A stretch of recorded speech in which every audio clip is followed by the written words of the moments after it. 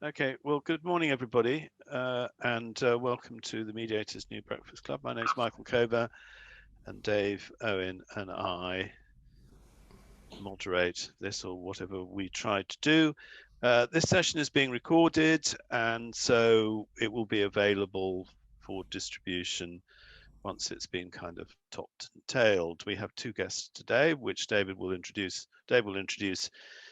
in a moment, as we will contemplate the possible applicability of mediation to what's going on with the royal family at the moment. So what we generally do is to ask some of our new people attending for the first time to just very briefly, in one sentence or two, just to introduce themselves. So we've got a fairly kind of random list. We're going to take about 15 just to rattle through quickly. So who's first up then as a new attendee, Dave? Brian Allen, please. Okay, we have Brian Allen somewhere, if you'd like to unmute and just say a sentence or so. Okay, no Brian Allen, that's one down. Next one. Ed Bailey, if you're on. Ed Bailey.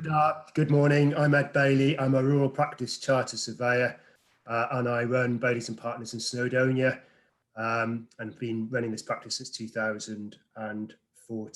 I'm a farming community network volunteer, caseworker volunteer, which has sadly seen me busy dealing with people in the farming fraternity who are struggling with their mental health more recently.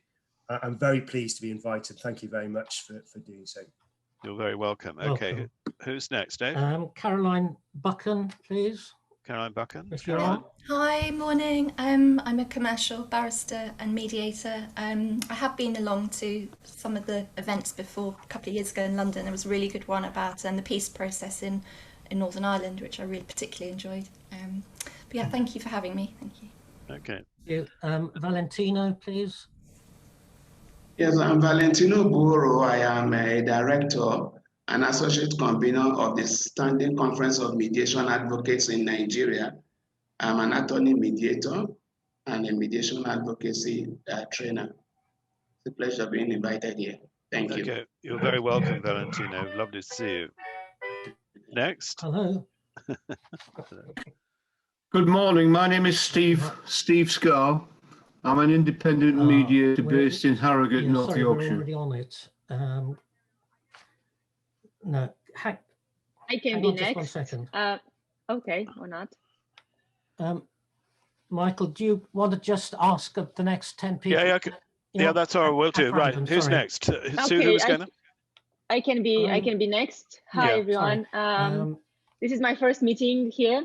My name is Wana and I'm based in London. I run a small HR consultancy in London. I'm an HR consultant and a new civil and workplace mediator. Okay, you're very welcome. Okay, who's next? Shall I go next? Yeah, go on, Simon. Yep, Simon Marks. I'm a brand new qualified mediator, workplace and commercial mediator. I can't remember how I found myself to this morning, but thank you for having me. I am desperately looking for observations to kind of launch a career, and that's me. I have a commercial background, music business and property. Okay, great. You're very welcome. Who's next? Okay, I'll go. I'm Karen Irwin. I'm a mediator in Dublin. I do commercial, workplace, elder mediation and family mediation. That's not separating couples. And I was president of the Mediators Institute of Ireland for 7 years. And we are now in the throes of coming to our final redraft of our Code of Ethics and Practice. Fantastic. Who's next? Hi, I'm Nancy Radford. I've been a mediator now for coming up to 7 years. I do special educational needs and workplace mediation, as well as civil mediation with small businesses and charities. Okay, thank you. Right, who's next? Hello. Okay. Yeah, David, go ahead. Okay. Hi, I'm David Powell. I'm a chartered land surveyor, qualified in 1967. I've been trying to retire for the last 7 years, but people keep coming to me with boundary disputes. Well done. Okay, who's next? Hello. Next. Is that Laura? Go ahead, Laura. Sorry to butt in. Hi, everyone. I'm Laura Forster. Nice. I know a few people here, which is lovely. So obviously my networking skills have slightly been okay. Just that I'm a brand new mediator as well. Also done my course, but looking for observations. So very up for that. If anyone would be, bear me in mind. I'm a solicitor by trade. I used to work in the city, in the government, and I also am an ombudsman, a financial ombudsman. So that's my day job, but really hoping to grow a mediation practice as well. So okay, you're very welcome. Okay, who's next? I'll have a go. Yeah, go on. I'm John from Chorley in Lancashire. I'm an ADR accredited commercial mediator back in 2005, I think. I'm semi-retired, but I still do a bit. In addition to commercial, I do a bit on wills and probate as well. Thank you. Okay, right. We've got time for two more. Who's next? Okay, I'm Diane Harvey. Hello, Diane. Hi, I'm director and mediator at Mediation, which is a new service that I've set up with my twin sister. We deal in civil and commercial mediation.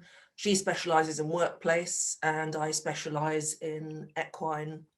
I'm a member of the Agricultural Law Association and deal with land and boundary disputes, etc. Okay, thank you. She's going to be joining you later. She's my twin sister, so if you get confused, I apologise. Great, okay. Last but not least, one more. Hi again. Oh.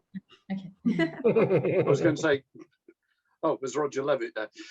Hi, it's Martin Medforth here. I'm a commercial consultant, primarily public sector. I've been a mediator now for about 4 years. Do both commercial and workplace mediation within the civil service. Just glad to be here. Thanks so much. Very good. Well, perhaps somebody mediated the Philip Ruttman dispute with Priti Patel in the Home Office. I couldn't possibly comment. I didn't think you would be able to. Okay, well, I'll hand over to Dave now. Everybody's very welcome and thank you. We have 117 on at the moment. Over to you, Dave. Thanks very much. Sorry for the hiatus. A couple of people were trying to get on, so I gave them some help, hopefully. Right, you hopefully will have seen the flyer. We've got two excellent speakers this morning. Firstly, Andrew Goodman. You've probably been able to Google him. His main claim to fame is he's the only person who's ever unaccredited me on a mediation accreditation course. He's failed me. And well, John, I think in Swansea, you also had a hand in that. But I don't hold that against them, of course.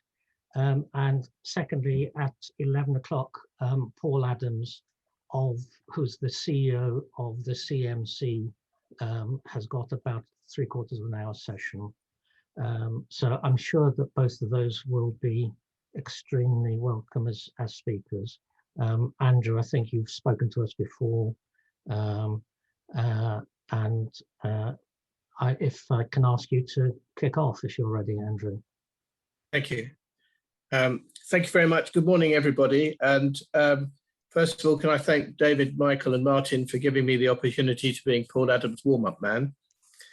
I'm sure we're all very interested to learn what's happening at the CMC and the changes that he's going to be talking about after 11 o'clock. I want to talk about international practice, and in particular, I want to talk about the challenges facing mediators doing international or cross-border work.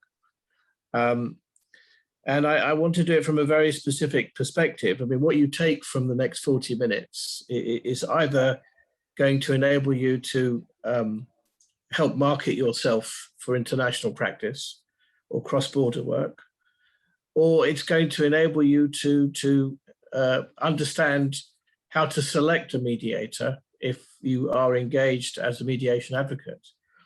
And I suppose it comes about because over the last 11 years, I've managed to fall into quite a lot of international work. And certainly, I've been working in about 20 different jurisdictions in the Gulf states, Southeast Asia, Hong Kong, Turkey, Nigeria, South Africa, and India.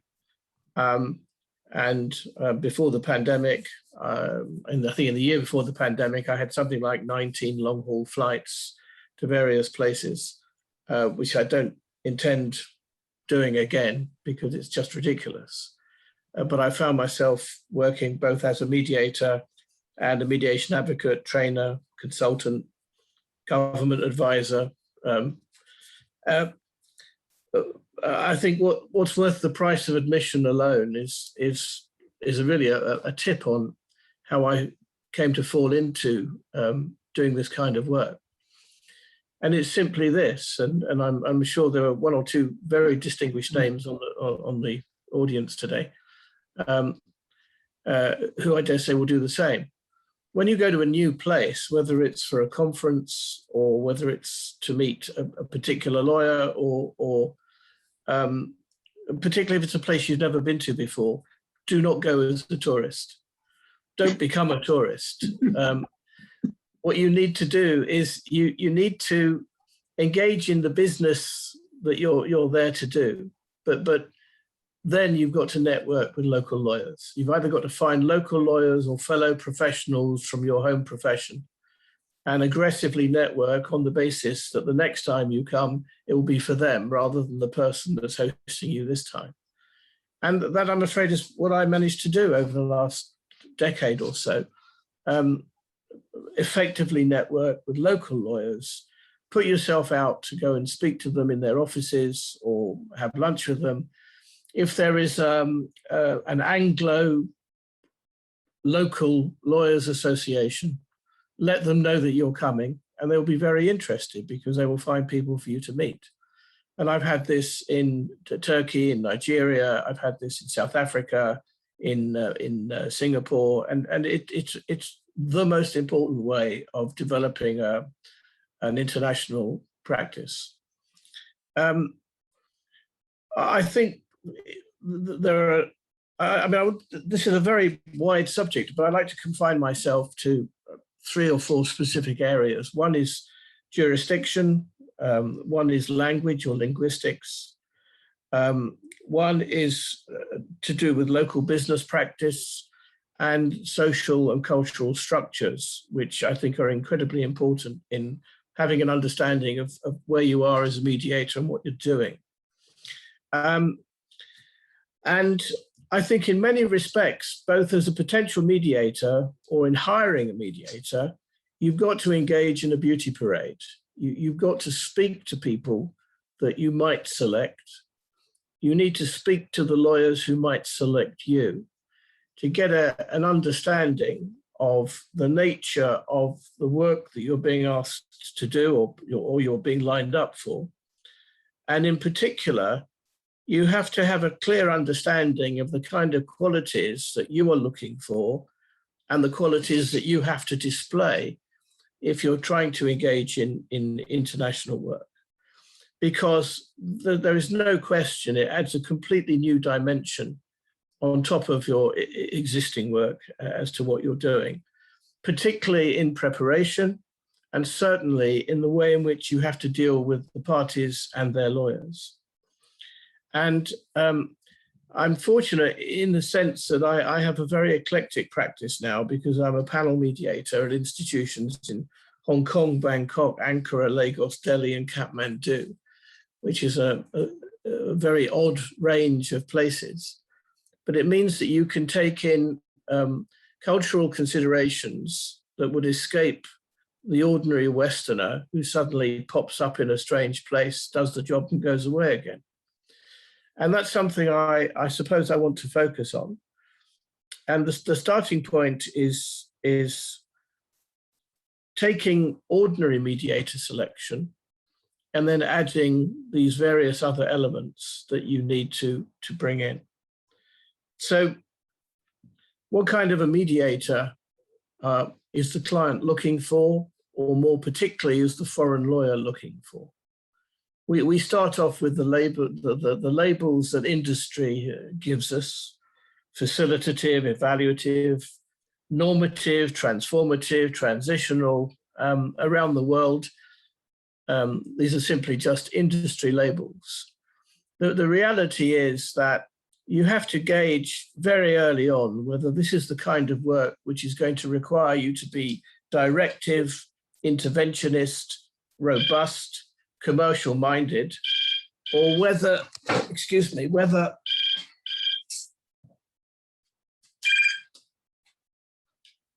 this is, it's what you can't stop when you're working from your kitchen. So it's the degree of robustness, the degree of commercial mindedness, the degree to which they expect you to be either proactive or laissez-faire or more conciliatory or more evaluative. You have to get a sense of what's required of you. And of course, what's required of the mediator if your role is selecting or recommending a mediator. And of course, the moment you start talking about the degree of robustness or intervention, then you're already bumping up against both cultural considerations and linguistic considerations. Before I look at that in detail, can I talk about jurisdiction?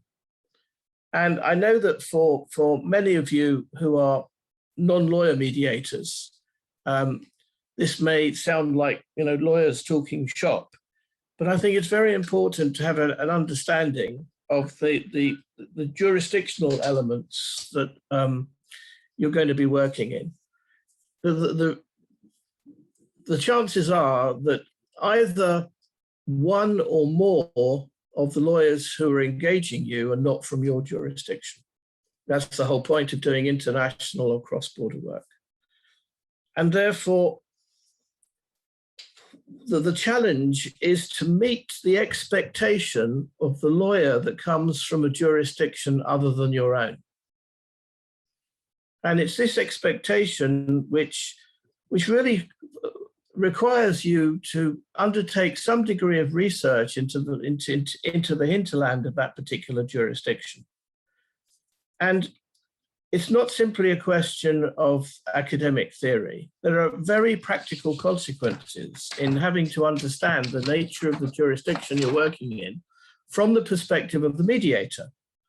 First of all, you will obviously have to look at the choice of law which underpins the dispute. And if it's a law with which you are not familiar, then you're going to be relying on the foreign lawyer representative of the party to let you know about that law. And you have to have a degree of confidence that what that lawyer is telling you about their law is accurate. But if we look at the sort of the layered understanding of jurisdiction that you need, there are a number of things which I think jump off the page at the kind of work that the mediator has to do. First of all, what is the big challenge that you face in working in a jurisdiction other than your own, or where there are parties who come from jurisdictions other than your own? The big issue, of course, is finding an acceptable settlement to all parties, which is understood. That's the first challenge. They have to understand what it is they're being required to do under the settlement. The settlement has to be workable across both parties. It has to be durable. It has to be enforceable. It has to carry the weight of the authority that's available for someone to enter into it. And you may think that, okay, well, this is what a mediator does anyway. But you have to take into account a number of things. First of all, local business practices, industry norms, if there's any specific industry that you're working in, which has particular standards, which may differ across the jurisdictions. You may be faced with societal concerns or societal structures which feed into the business structure. So, for example, if I'm working in the Gulf, I know perfectly well that it may be that I'm dealing with an institution, but the institution is likely to be connected with a family, which is likely to be connected with the ruling institutions in a sheikhdom. Whether you call the sheikhdom the United Arab Emirates or Kuwait or Qatar, you know, you're still bumping up against the interests of the ruling family. And they can be very significant, even though they don't appear anywhere on the face of the papers in the mediation. In Japan, you may find that there are corporate structures which are very closely tied in to the way business operates, but you cannot separate cultural ideas from business structures. You may need an understanding of monetary values and value systems generally. And this is before we get to pure linguistic and cultural issues.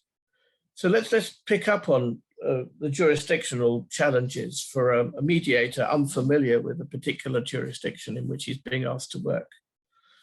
I suppose at the top level, you can have an understanding of the needs of the lawyers who are appearing for the parties. First of all, by understanding the nature of the legal system in which the dispute sits.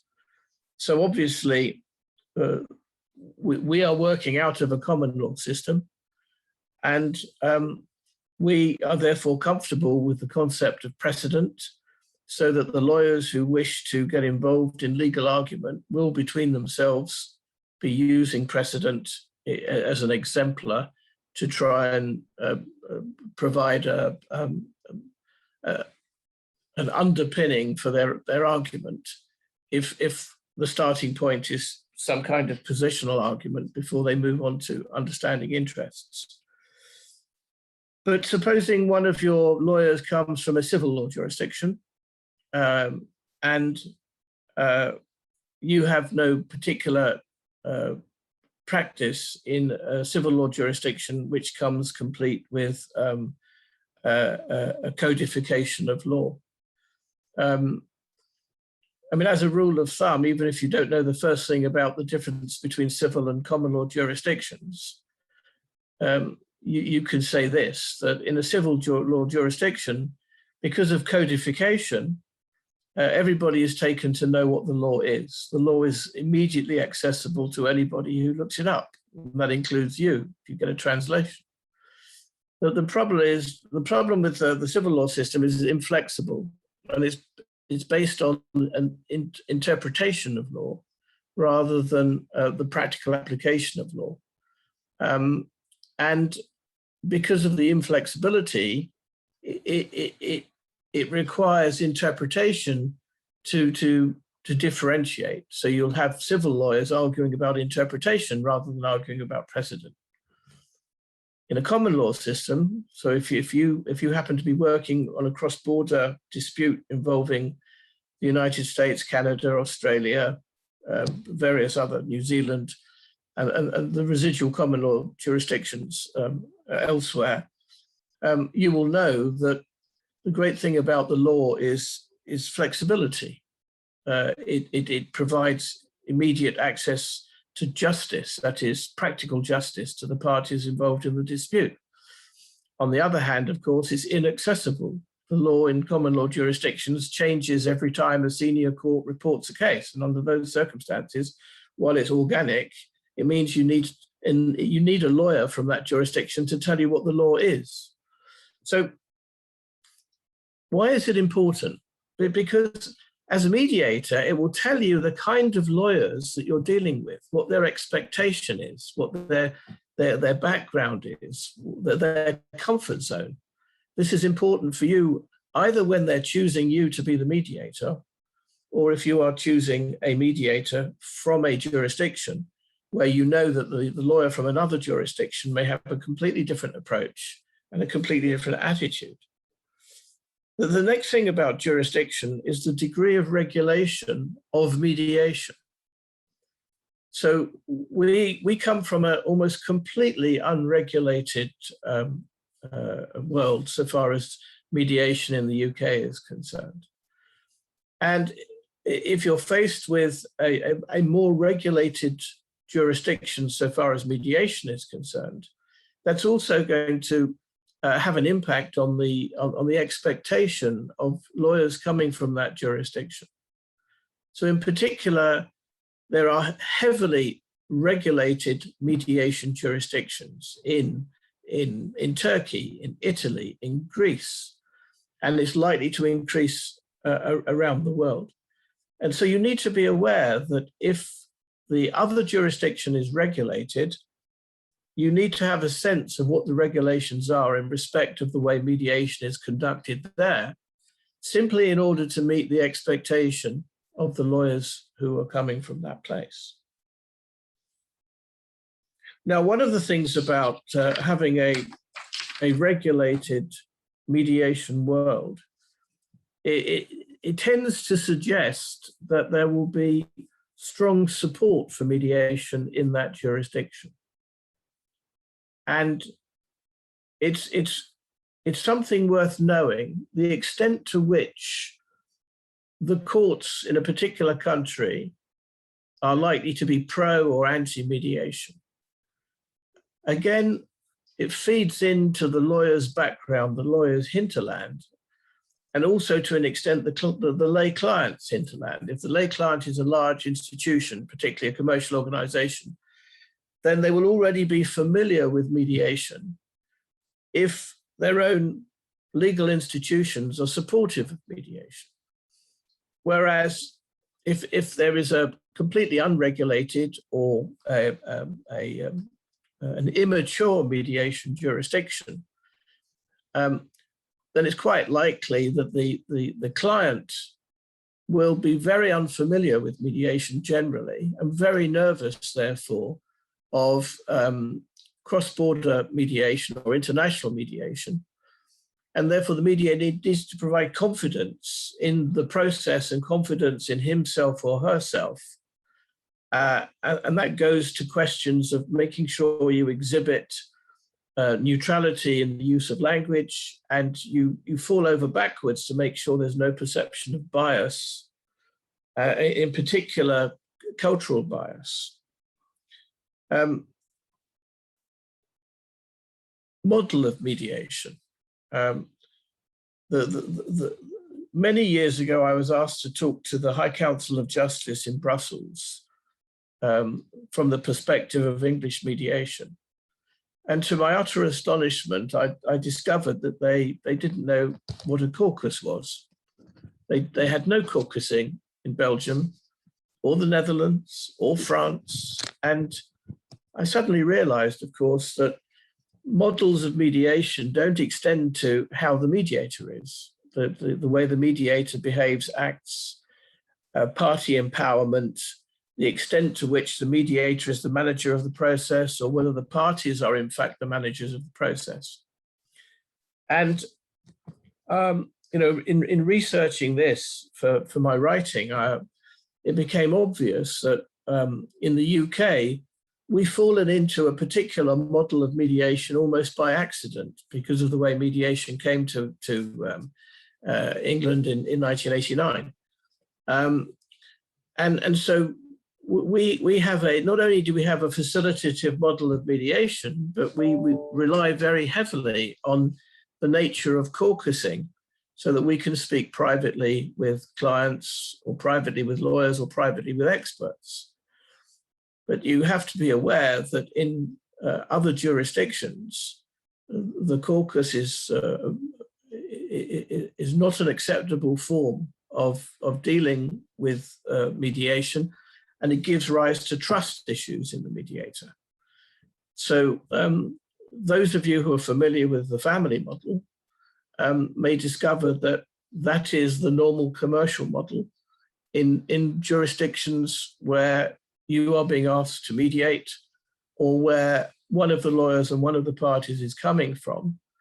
And you have to make sure that they're going to be familiar with the kind of process that you wish to engage in. And therefore, on the one hand, you need to be robust once the mediation starts. But before then, you've got to make sure that the parties are comfortable with the process which is going to be used in your particular mediation. And finally, a number of very specific things which are linked to jurisdiction and which I think are very important. The first is concepts of without prejudice and confidentiality.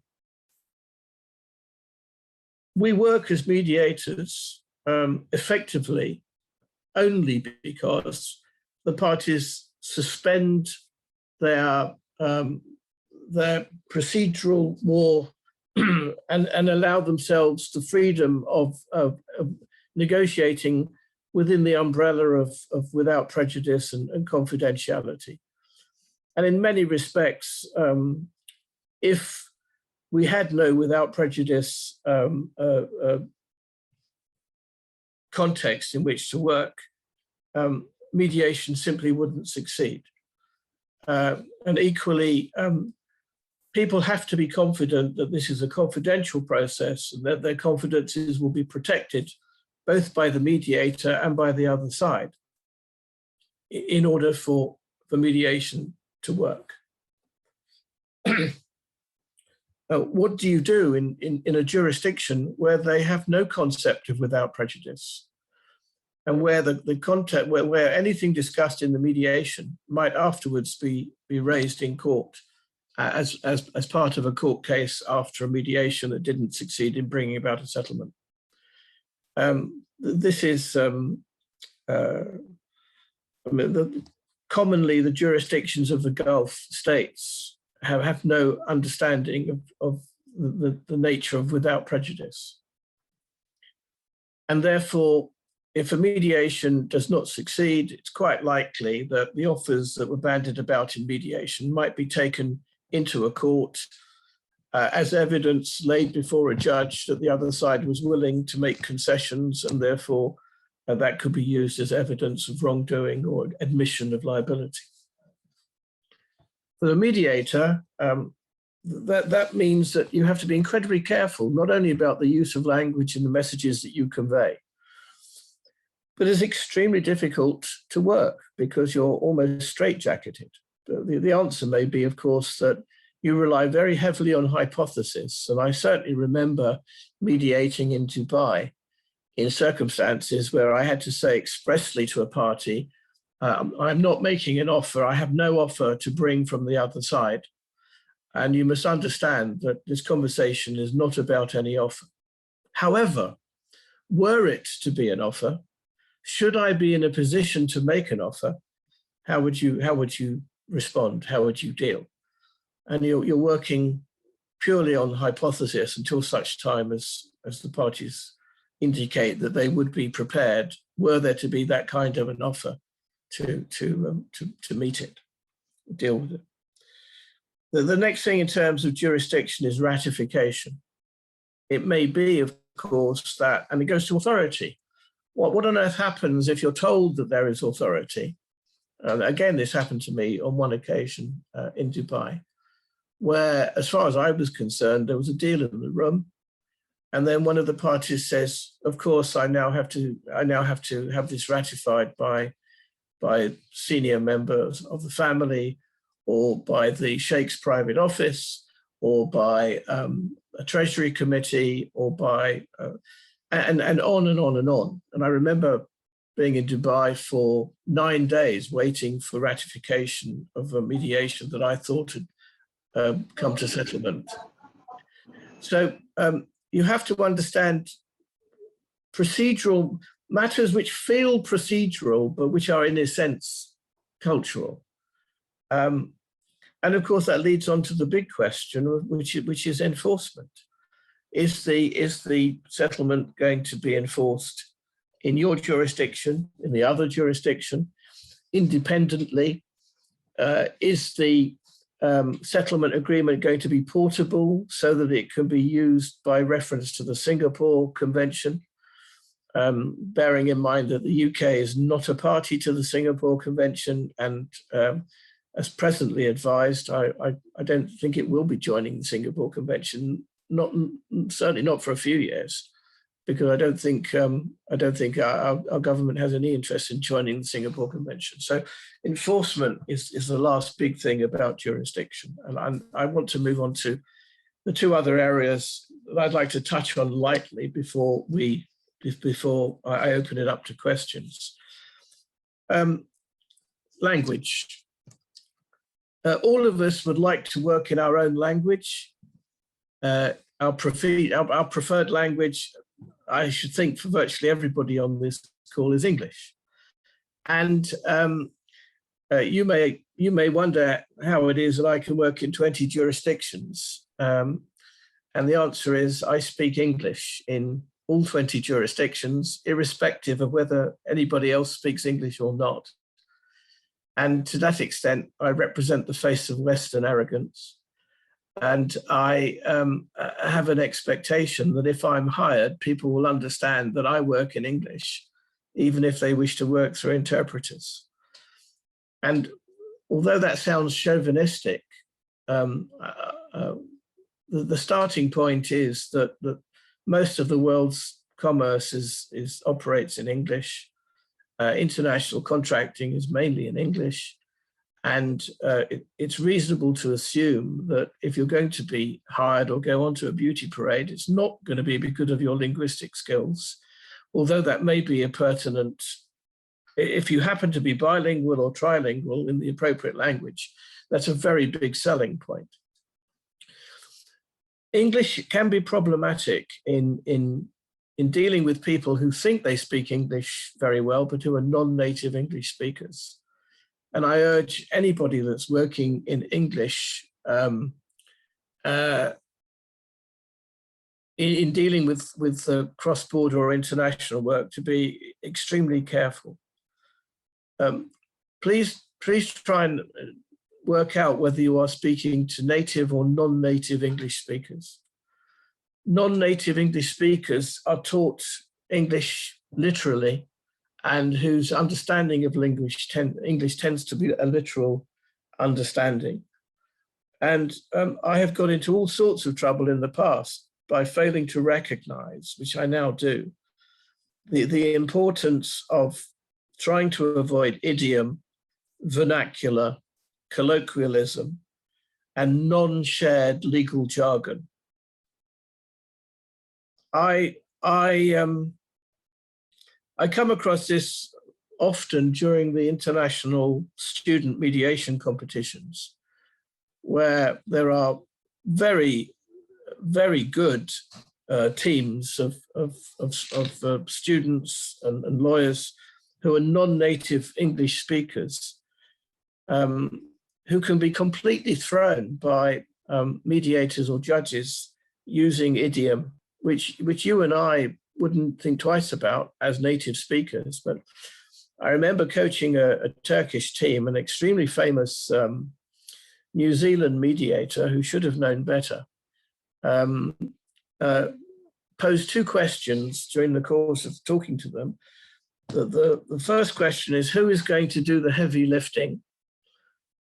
And the second question invited them to dig deep. And they were completely thrown by these two expressions. They didn't know what he was talking about.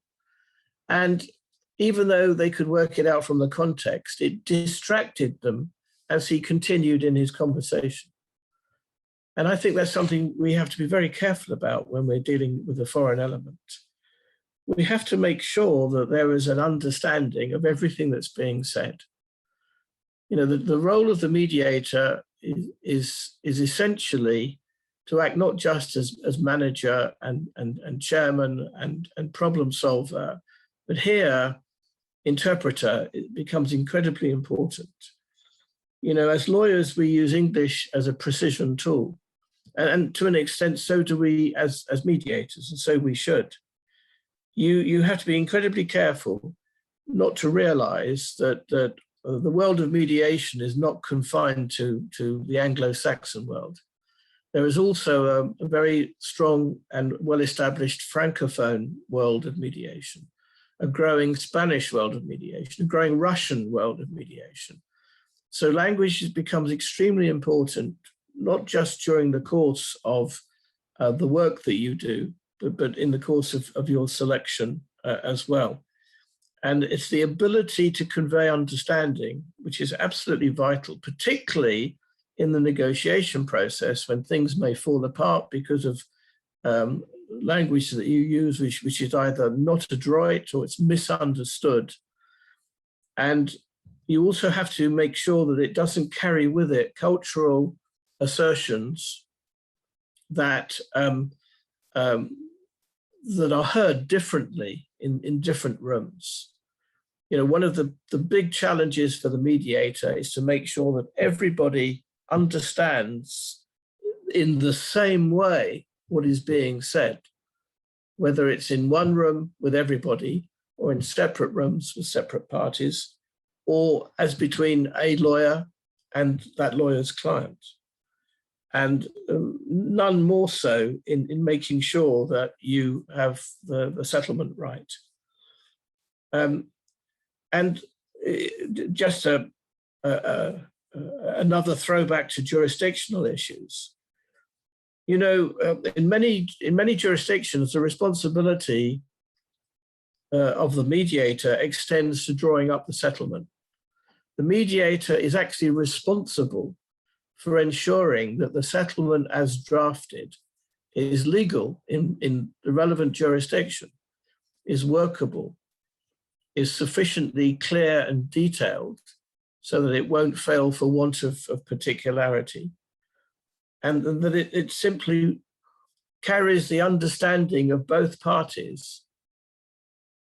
And I have to say that for English mediators working abroad and suddenly told it's your job to draw up the settlement in accordance with our law, that's a challenge.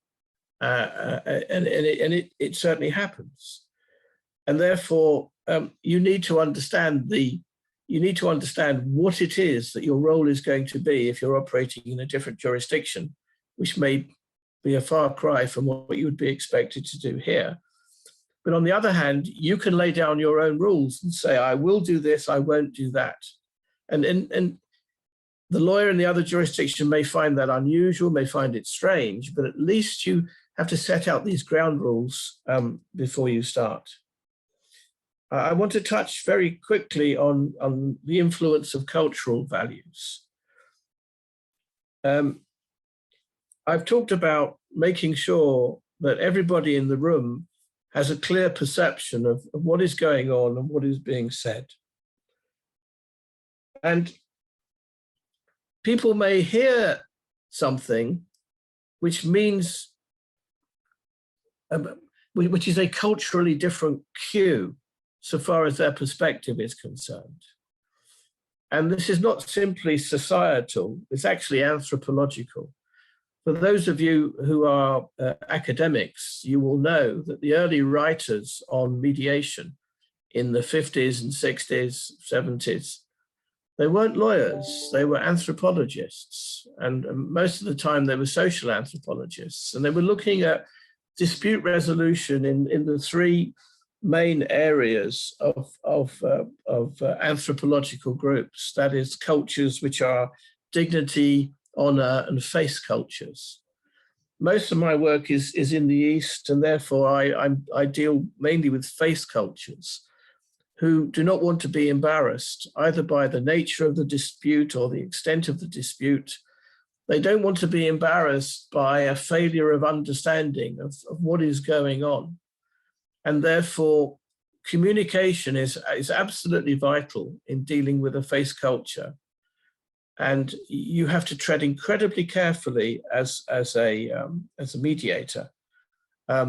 These are cultures which developed because population demography is very, very, very high demography of population, and therefore a great sense of family, a great sense of tradition, a great sense of community before self. And this is reflected in the kind of settlements that you're going to come across in Japan, in India, in China, in Southeast Asia. Whereas in the United States, in Canada, in South Africa, you have dignity cultures. Dignity cultures, they are driven by rational, the rational settlement based on confidence, and therefore the mediation will turn upon information which is given as a result of close questioning. I'm happy to make this concession, but I need to know why I should make it. You know, the settlement is reasoned, and it's dependent upon information gathering at the earliest stage. Whereas honor cultures, the European cultures, particularly Latin cultures, Central American, South American, North African, Middle Eastern cultures are honor cultures, and they are concerned with dignity. And there's a very strong emotional driver within these cultures that has to be addressed by the mediator. You have to cope with that. You have to absorb it, understand it, and use that as the driver for settlement. Now, I want to make time for questions or discussion, because there's sort of such a lot of people on the call. I think for you to get involved in international work, you have to have a great deal of confidence about what it is you think you can do. Specialist subject matter expertise is of immense value, particularly in construction, engineering, oil and gas, in financial disputes, in investment disputes, development disputes. You know, a lot of you may have a background skills in that which you can carry forward, but the core things that I've been trying to talk about are really the effectiveness of communication, how to deal with the expectation of foreign lawyers, and how to deal with the various jurisdictional issues which are thrown up, which attach themselves both procedurally and substantively to the work that we do. So I do hope that's been of some assistance to you in working out how and when you're going to suddenly go off and start working abroad, or better still, how you're going to receive inbound work from your kitchen or your study, as we all do online now. So thanks, Dave. Take it over to you. Is there any questions? Thank you very much, Andrew. Thank you for that. We've got about 10 minutes for questions. Can I kick off with one, please? If you've got a cross-border dispute where one party's mother tongue is different to another's, do you think that you really need two mediators, co-mediators, one fully versed in one and the other fully versed in the other? Okay, so well, I mean, you have a choice. You're either going to rely on interpretation of some kind, or you're going to rely on the fact that somebody will be speaking in a language which is not their mother tongue, or co-mediation. I'm very keen on co-mediation. I think that doing international work lends itself very nicely to co-mediation, simply because if there is a mediator from each background, each socio-cultural background, each linguistic background, it negates the problem of perceived bias.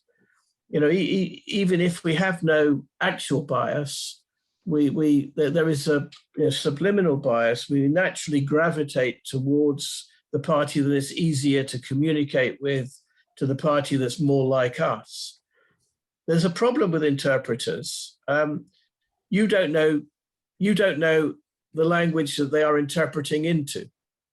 And you need to test the skill of the interpreter, because you have to have confidence that what's being said is a translation and not an interpretation, if I can put it that way. You know, I generally test interpreters by making a joke, and I like to know that their English is good enough for them to be able to carry humor, because I think that's important. You have to be very careful about humor as a mediator. Although it's great to use humor, there are cultural sensibilities, and you have to be very careful. But I remember testing interpreters before I started a mediation once, and the language was Farsi. And I said, oh, I like to break ground by making a little joke to get people at their ease. And I said the joke. I said, do you think you could translate that? And they said, oh, yes, we have no problem translating that. And then they said to me, tell me why it's funny. Why is it funny? And of course, that told me that they could carry the words, but they couldn't carry the sense of the words like a native speaker. And I think you have to be really careful when somebody says, we have an interpreter, or will you bring an interpreter?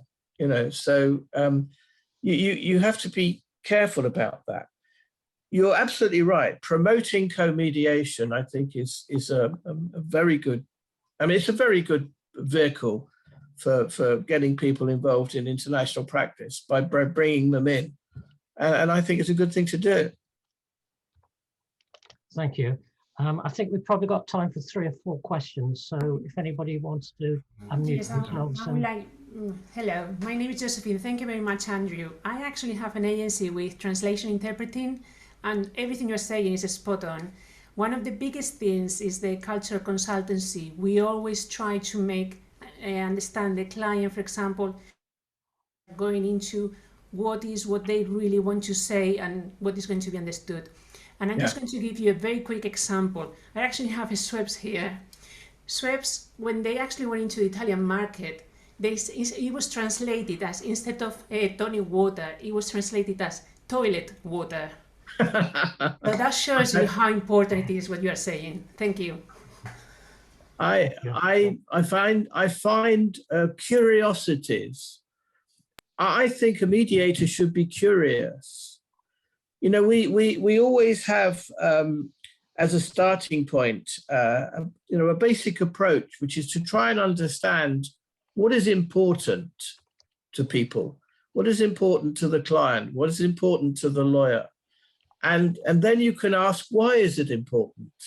And then you can investigate the context in which it's important. And you can build this up either by the use of language or by trying to get an understanding of culture. And as you engage in this conversation, you're building rapport. It's very difficult for a mediator from another culture to build rapport without seeking an understanding of the importance of where the dispute sits within the cultural framework of the country in which he or she may be a stranger. So I'm greatly appreciative of the kind of work that you do, and I think everybody should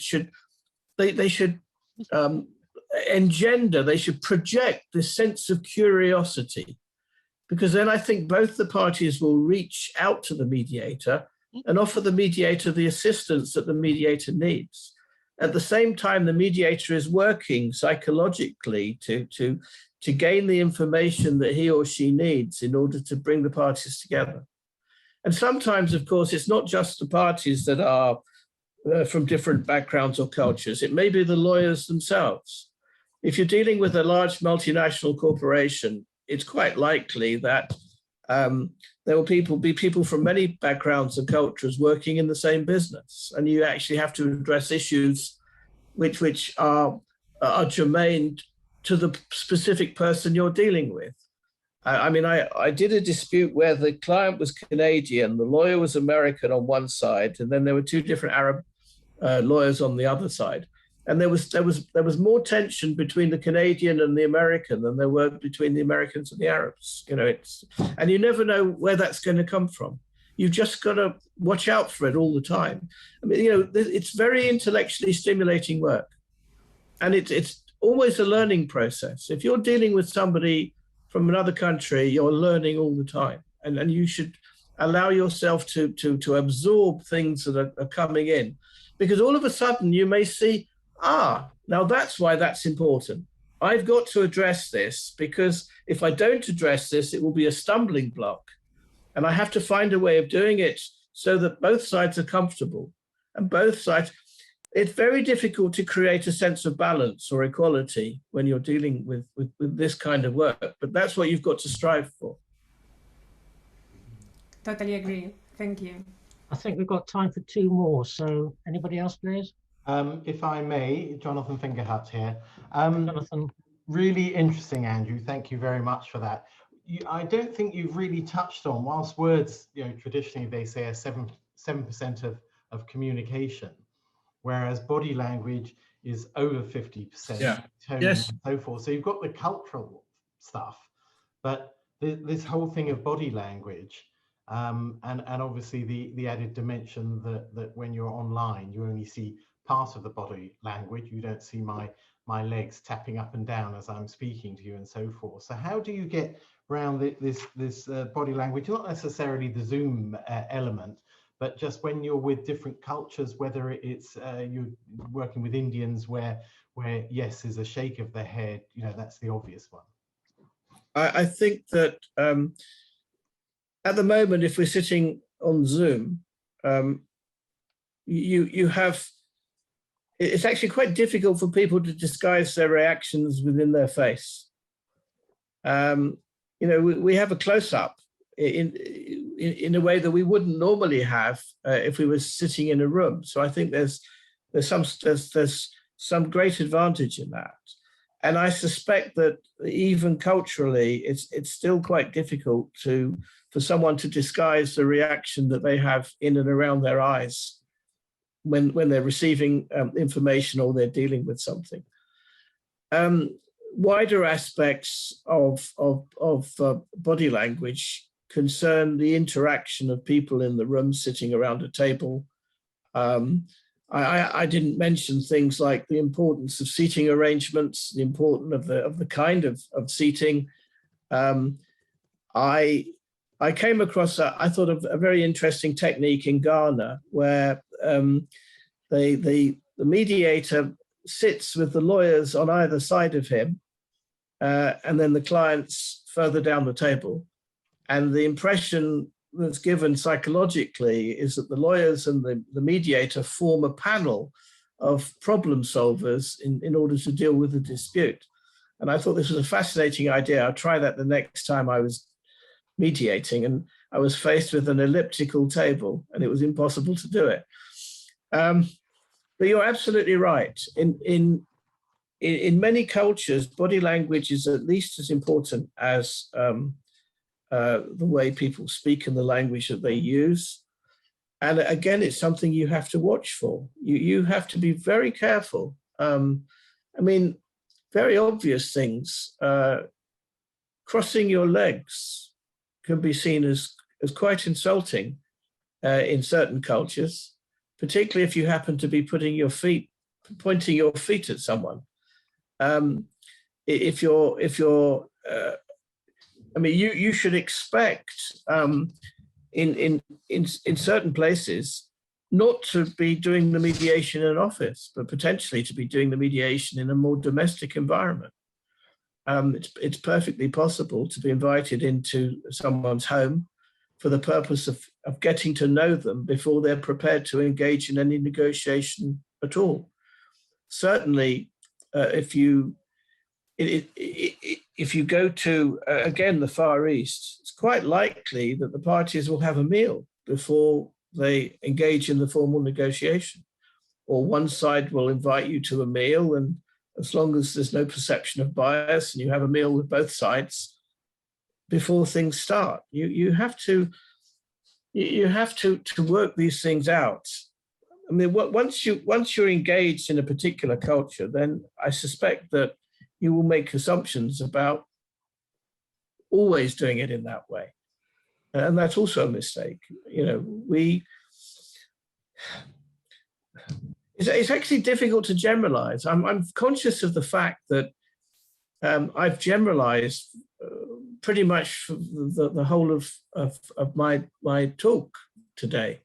And we shouldn't generalize because of the influences that people absorb when they're working in a cosmopolitan culture anyway.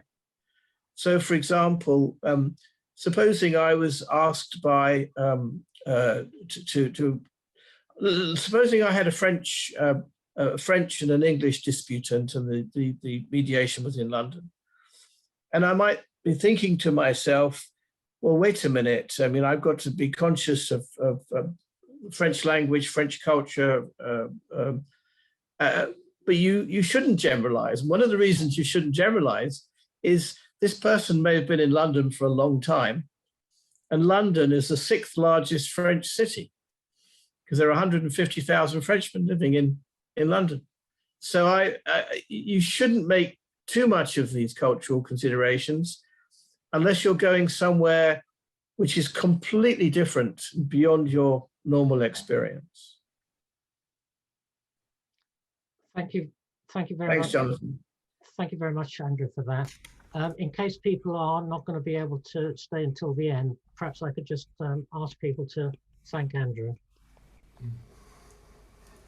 Thank you. Thanks. So, assuming he's still on, Paul, are you there? I am here, yes, if you can all hear me. Good, thank you. I don't know if David Foskett has joined, Sir David, I should say, who is chairman of the CMC. If you're on, David, perhaps you could just say hello for a second. No, okay. Well, he may join us a bit later. So, Paul, if you're ready, could you kick off with your section, please? Yes, sure. I'm afraid you've got the B team, I think. David's exceptionally busy at the minute, so you've got me this morning. Andrew, thank you very much. That was very interesting. As a non-mediator, what I took from that was international mediation basically involves eating a lot, which is good. I like that idea. Eat with all sides and then you're all right. So I think I might take it up. For those of you that don't know me, my name is Paul Adams. I'm the CEO of the Civil Mediation Council. I'm a non-mediator, so I've learnt a lot this morning. I've been the CEO since 2018, and this is the second time I've had the opportunity to address this breakfast club. The last time I was on was, I think, the autumn of 2019, and at that point we just launched a new strategy which runs from 2019 to 2024. So this morning gives me a great opportunity just to kind of give you a snapshot of where we've got to, why we're doing what we're doing, what's working, what's not working. There's plenty of both, and also to answer any questions that you might have about the organisation or about what direction we're going in. For those of you, I'm sure most of you are aware of the Civil Mediation Council, but if you're not, we are the largest members organisation in the sector. We focus on, for now at least, we focus on civil commercial mediation or civil commercial mediators, and also workplace and employment mediation. And I'll touch a bit in a second about other areas that we're starting to look at. As a non-mediator coming to work in the sector 2 or 3 years ago, I was struck by the amount of, or the lack of unity, if you like, the number of organisations that there are within the sector, and the fact that there's, as Andrew touched on before, that there is essentially no regulation within the sector, which was a surprise. The 2019-2024 strategy basically has two fundamental aspects. One was to get the CMC in a much better place, both structurally and also operationally, to essentially make sure that the organisation was sustainable going forward. And the second one was very much about how to support our mediators and crucially how to develop the sector. We are in a slightly difficult position in that we are a charitable organisation, predominantly volunteer-run charitable organisation. I think sometimes people have this idea that CMC has, vast offices and fleets of staff. We don't. There's myself and there's Helen and her secretariat team, but we all work part-time. So, you know, if you try and get hold of us on a Friday afternoon and we're not there, my apologies, come back to us on Monday morning. So we have this charitable status, but we also are essentially a professional members association. And that is a kind of dichotomy, if you like. The two things don't always sit very well together.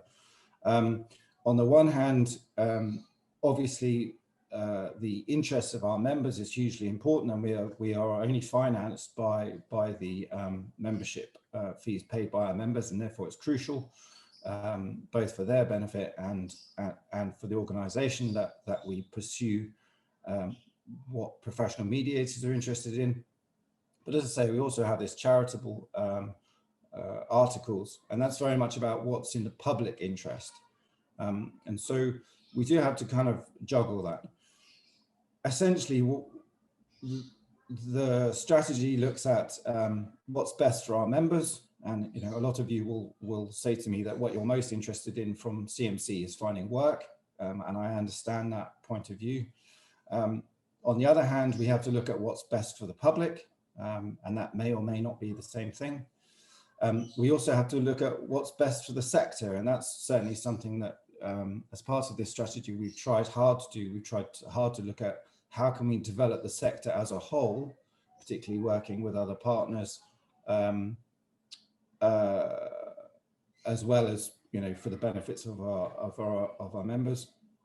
And on top of all of that, we have to actually build a functional, sustainable platform that means that the organization is still going to be here in 5 years' time, 10 years' time. So we can't spend, you know, every penny of money that we get in on doing exciting stuff right now, because we have to, you know, build for the future. We have to secure reserves, and certainly when I came in, that was something that wasn't in a particularly good state. So we've spent the last couple of years essentially making sure that the organization is functional and is sustainable going forward. As I said, the last time I was here was very much to introduce the strategy, and the fundamental concept behind the strategy is to secure what we've termed automatic referral to mediation. So essentially, that is the opt-out rather than opt-in model. Why have we done that? Well, we've done it predominantly because it would be a game changer, both for the public in terms of access to justice, but also for our members in terms of securing ongoing and sustainable income stream in terms of the amount of work available. In order to do that, we have got to leverage government, and that is really the situation that we reach right now. Is that over the last sort of 18 months, 2 years, we've essentially fixed a lot of the structural and financial issues that the organisation has. And what we're now looking at is, okay, going forward, how do we leverage government to get an automatic referral decision? And that is, unsurprisingly, quite a big challenge. It would be a big challenge if we represented all of the sector, but we don't. And so one of the issues that I'm sort of looking at, and I'm going to talk a lot about what I'm trying to achieve over the next 12 months, is how do we get to a situation where we have much more uniform representation of the sector? It's very difficult for us to try to leverage government or to negotiate with government and try to persuade government that mediation should become the default conflict resolution mechanism for all the reasons that you guys understand, and I'm not going to bore you with them. If we only represent a small proportion of the sector. Now, why do we represent a small proportion of the sector? That's the case for a variety of reasons. Firstly, there's no compulsion to membership, just as there's no regulation. Secondly, historically, the sector has become quite fractured. We've had situations where people didn't see things the same way. Funny being a sector full of mediators, but for whatever reason decided to go in their own direction. So we've had organizations split off, we've had other organizations set up. And also, I think, predominantly because of the organic and voluntary nature of some of the work, it has been difficult for one organisation really to sort of stamp its authority across the whole of the sector. So, if we want to get to this automatic referral decision, one of the key tenets of the strategy is we need unity, and we need unity across the sector. And also we need to stop reinventing the wheel. So at the moment, there's ourselves, there's the College of Mediators, for example. Obviously you have FMC, who's very much responsible for family mediation. Until the last sort of 18 months, there was very little cross-pollination between the three. A lot of resources being spent by all three organisations, essentially trying to do the same thing. So over the last 18 months, we've started something called the Mediation Forum, which is an opportunity for ourselves, College of Mediators, Family Mediation Council, other organisations such as ACAS and Restorative Justice Council, to essentially get together and discuss how we can work more closely together. It's been slightly challenging with COVID, but one of the things that we have come to agree is that we should try to develop a UK code of conduct. And the concept of the UK code of conduct is that it would be accepted by all mediation organisations within England and Wales. And it should essentially have a core component, which would be those behaviours that we would expect from all mediators, irrespective of whether you're a community mediator or a family mediator or a civil commercial mediator, whatever it is you do. Those are the behaviours that would be common to all mediators. And then essentially annexes for each of the specialisms. Why is that important? Well, it's important, one, so that we can start to look at how we can develop common training between the organisations. Secondly, things like common training help us to start to reduce the cost of developing new training, or to reduce the duplication of resources, if you like. Additionally, it allows us to, by having a common code of conduct, it allows us to adopt a common complaints and discipline procedure. Why is that important? Well, at the moment, let's say, for example, a mediator who is a CMC member does something which is seen by the CMC's discipline committee to be inappropriate for a mediator. There is nothing to stop that mediator, and they are disciplined. There is nothing to stop that mediator simply leaving the CMC and going to join the college, as a good example. Okay, so we don't have this joined up approach where code of conduct is a necessity. Following the code of conduct is a necessity, because there are other options. You could also obviously just continue to practice as a mediator and not subscribe to the college or ourselves. There's no requirement for you to be a member of any organisation. Go back to what I talked about just now. If we want to leverage government to take mediation seriously and adopt this automatic referral mechanism, government needs to have the confidence that mediation as a whole, the mediation sector, is a professional, well-run, well-regulated profession. And currently we can't do that because there are so many gaps in the system. So so cooperation with the college and others is super important to help us to move that forward. And this UK code of conduct is a big step forward in that. The other thing we want to be able to do by going down this route is look at how we can enable mediators to potentially in the future to move from one specialism of mediation to another without necessarily needing to take a whole load of backward steps. So the concept would be to come up with a core skills training which was accepted by all organisations within the sector, and then you, having passed that core skills course, very similar to the system that's run in Ireland, you would then be able to go on and specialise in a particular area. If, having specialised in that area, you then decided, well, actually, perhaps commercial mediation is not for me and I would like to do family mediation, or I'd like to do workplace mediation, you would then be able to do the appropriate specialisation course without essentially needing to start again from scratch, because we recognise that there are core skills that are super important for all mediators in all areas. So that's, again, we're trying to come up with a sort of more grown-up approach to the organic and slightly chaotic situation that has existed to date.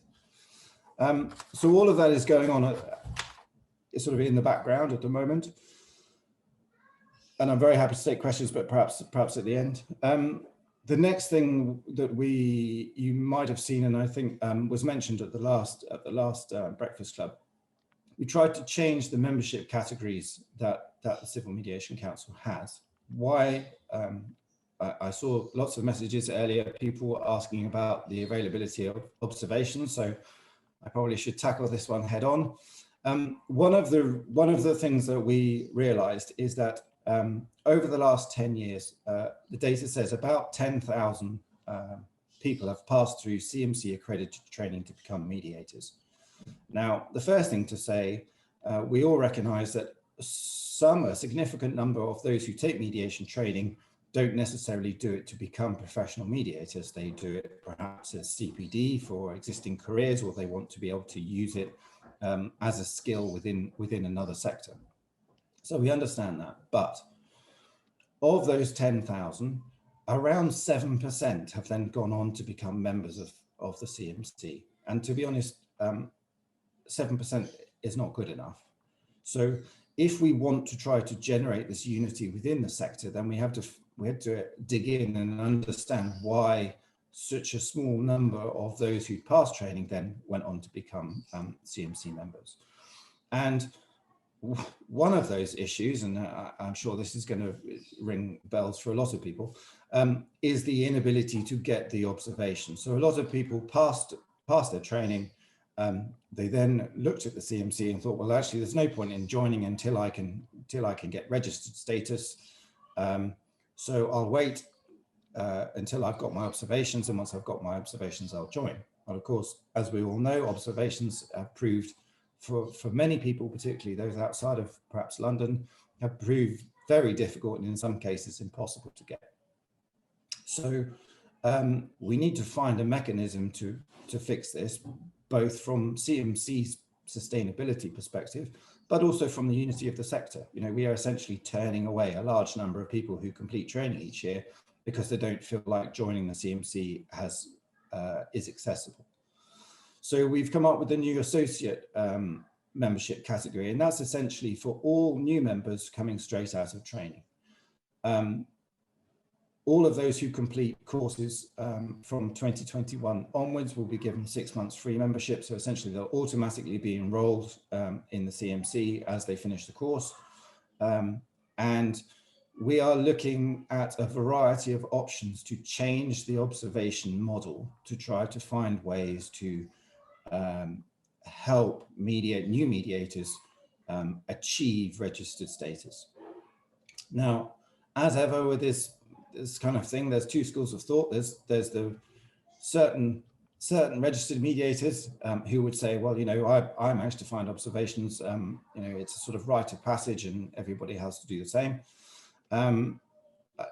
I understand where you're coming from, and it is of note that those who are very proactive then in finding observations very often go on to be successful because they have got the right mentality for what is for many people self-employment, and so they're very motivated, and they go out and find the observations.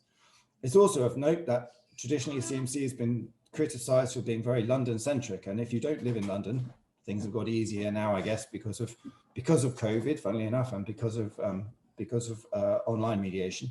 But it is difficult to make so many connections, and certainly face-to-face observations are much more difficult if you live in the West Country or West Wales or the north of the country. So we recognise all of those.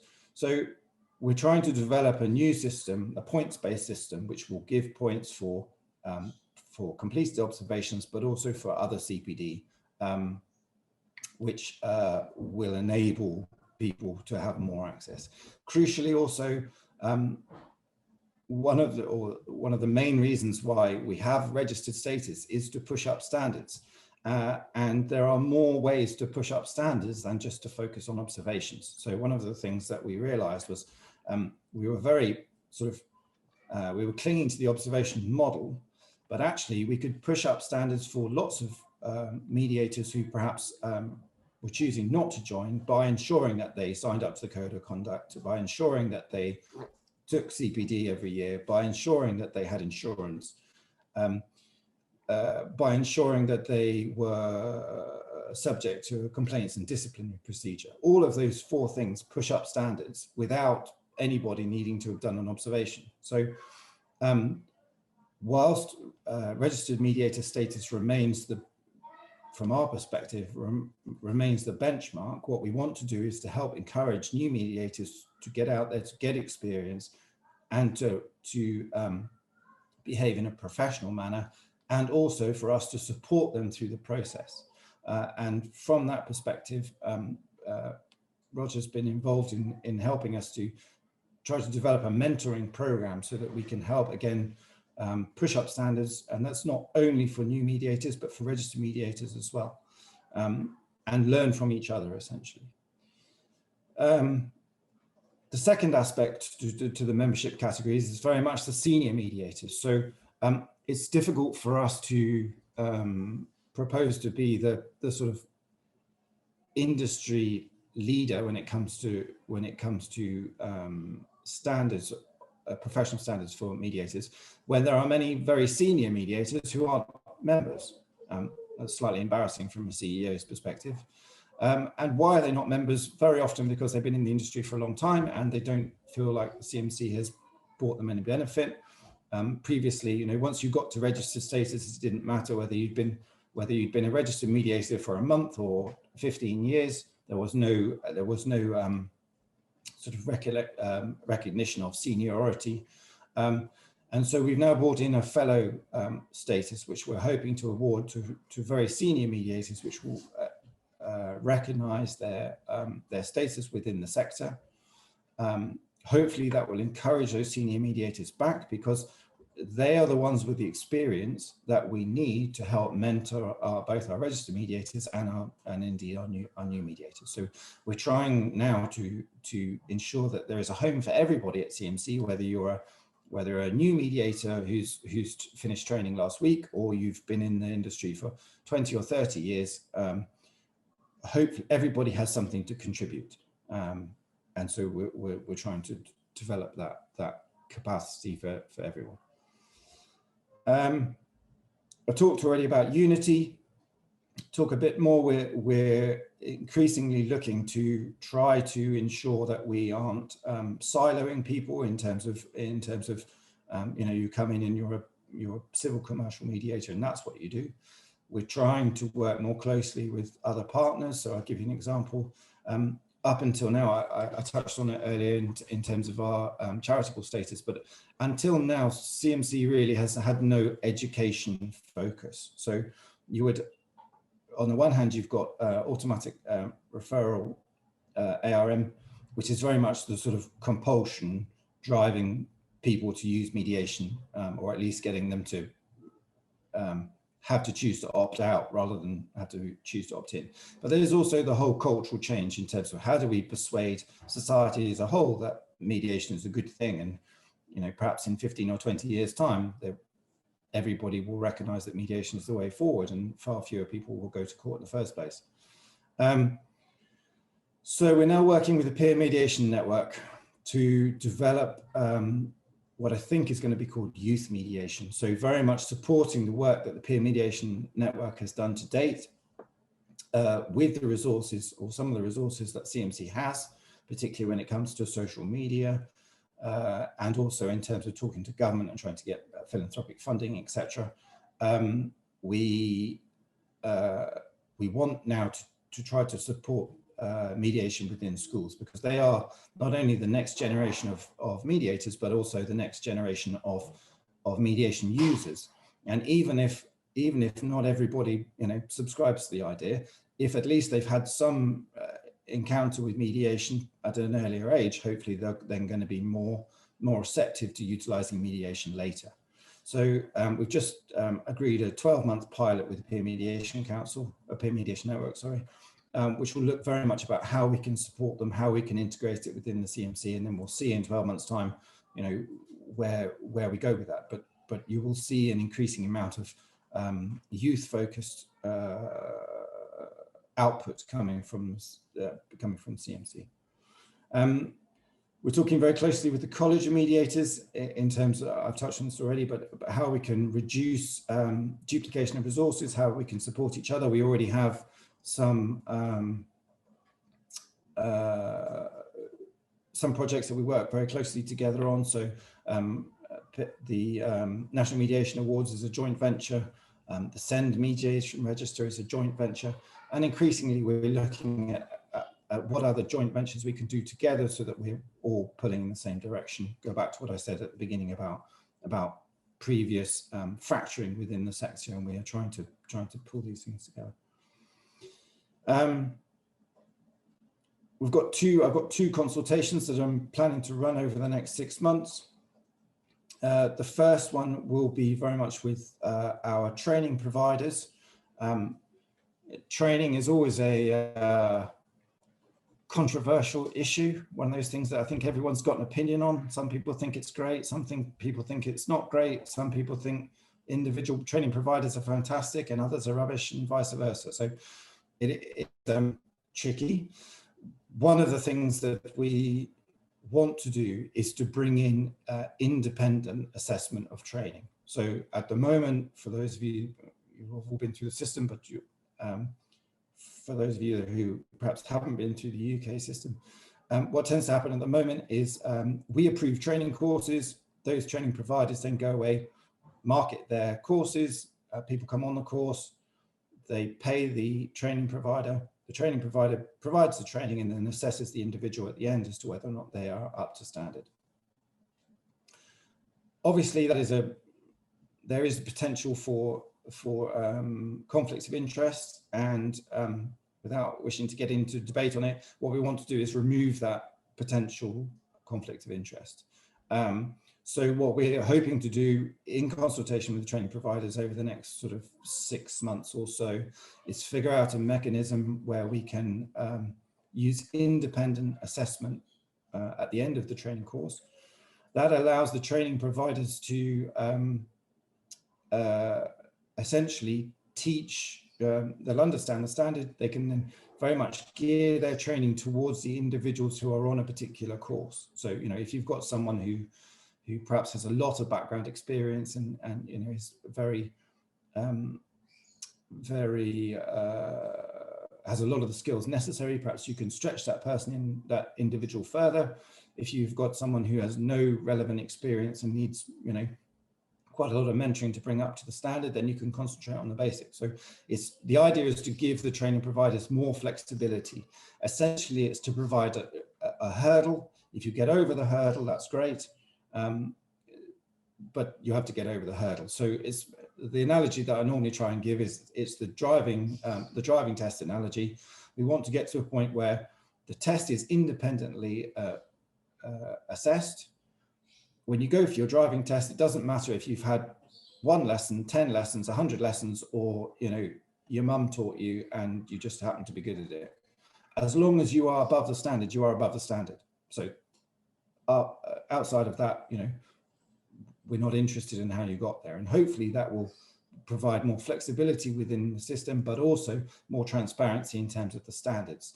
And where we will look to do that is that hopefully we had a meeting about this with the Irish mediation yesterday to look at what they do, and then if there are any criticism of standards, you can come to the CMC and criticize us, whereas at the moment it's a slightly difficult situation. So we will hopefully take over that responsibility, as you would expect from an organization of our status.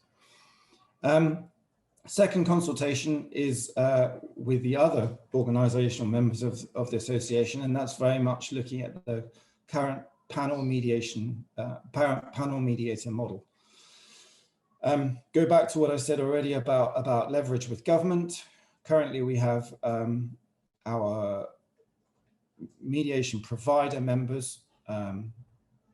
They are then able to employ whichever mediators they want. So we have a situation where through the utilization of panels, we have CMC providers using non-CMC members, and go back to what I said already about very senior mediators in the sector who aren't members. Currently, they're allowed to not be members because there is no requirement for CMC providers, which make up the majority of larger mediation providers, to utilize CMC members. Flip side of that coin is obviously we have a lot of CMC members who would like more work, so it seems a little bit daft that we have this disparity at the moment. So we're going to run a consultation. I'm going to run a consultation with our provider members this summer to look at how we might adjust that system, hopefully to make it fairer for CMC members, but also to make us more transparent when it comes to external organizations, government, etc., in terms of the mediators who are being used. So that's another tricky one to deal with, but we'll deal with it over the next 6 months or so.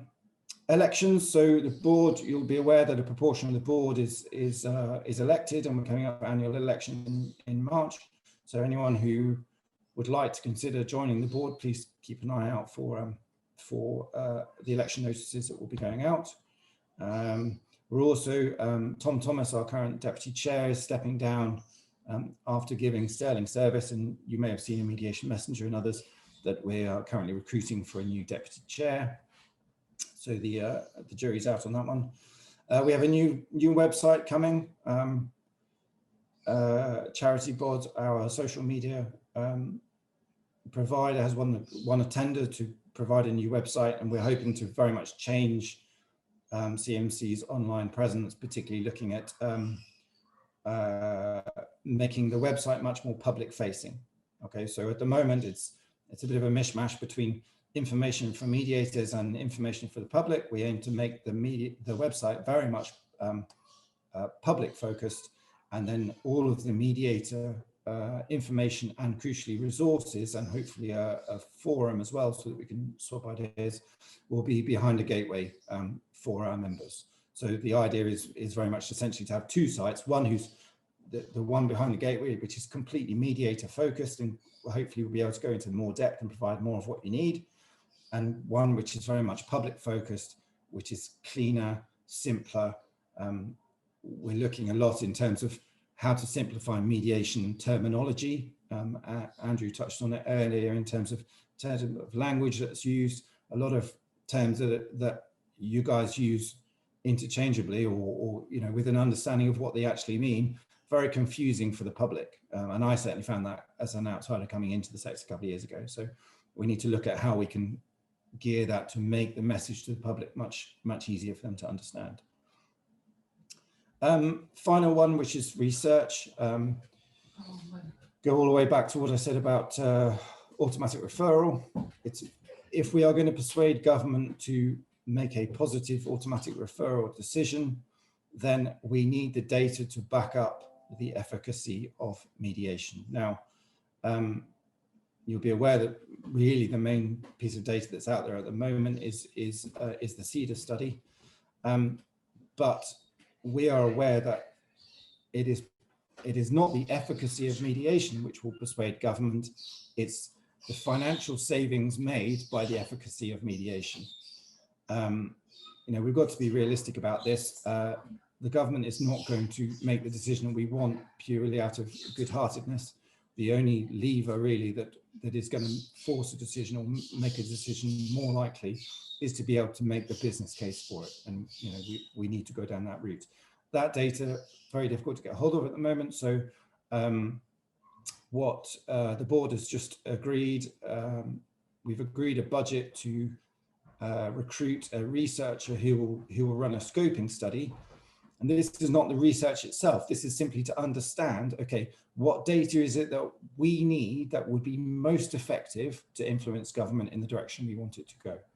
So it's the, like I said, it's a scoping study, it's the research about what research we then need to conduct. And the reason we're doing this is because we want to make sure that we target and utilize our resources as effectively as possible for what might be quite an expensive piece of research in time. And also, it is impossible for us to go looking for funding for that research until we're very clear about what research it is we want. And that's one of the reasons why CMC and others have failed to get research funding in the past. And as you'll be aware, in a Brexit scenario, funding for research is much tighter than it was previously as well. So we're in a very competitive environment. So yeah, that's a very quick gallop through everything that's going on with CMC at the minute, or the big issues. Very happy to answer questions for as long as David will let me rant on. So. Thank you very much for that, Paul. Have you got 5 minutes or so to take some questions or comments? Yeah, sure. Thank you. Can I just mention something which is a bit of a hobby horse of mine, which is about observations. We've now got this fellow grade. Would it not be appropriate that to qualify for a fellow grade, you have to offer observations, subject obviously to the agreement of the parties and or their representatives? Yes, I understand where you're coming from. And that might well be an option. As I said, we're considering all of the options in terms of how to make this observation hurdle easier to navigate. There are also, and I'm not going to offer an opinion either way, there are those who say that the observations are crucial and that it's a very necessary part of a mediator's development. There are those that say there's actually been no scientific evidence to prove that. And the reason that CMC adopted it was because somebody casually mentioned it in passing and somehow it found its way in. I'm not going to offer an opinion either way. What I am going to say is that with the Registration Standards Committee, we're looking at how can we make things easier. In terms of observations, we're currently looking at a pilot project, looking at simulation. How can we do things smarter? I hear what you're saying about fellows. That might be a way. That might be something that we can consider. We also have to remember the number of fellows we're talking about potentially, and the number of new mediators, and that there's a big disparity in terms of numbers there. So it might be an option. I suggest that if we want a pragmatic solution for 600-700 new mediators a year, that we're probably going to have to look at a more structured and perhaps more innovative way of fixing the issue. Thank you. If you do implement it, please don't implement it until I've heard whether I've been elected as a fellow or not accepted as a fellow. I do always try and take observers with me, so if anybody who's on wants to go on my list, please let me know.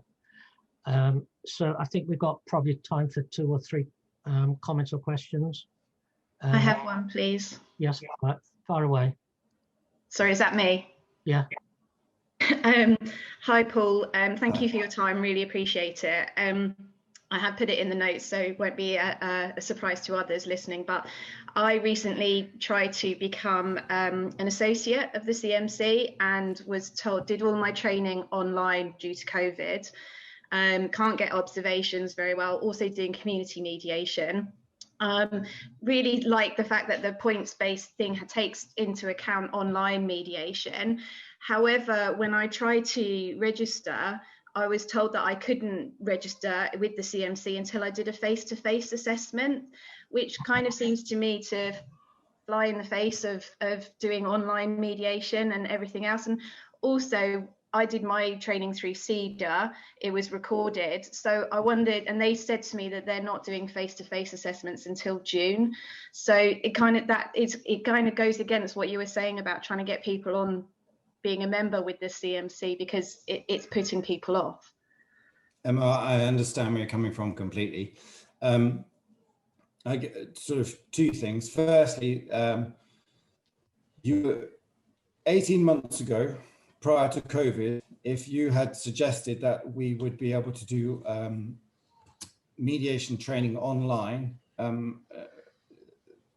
there would have been a small hissy fit at CMC and people would have had to go lie down in a darkened room. So we have come a long way in that time because COVID has forced that situation, okay?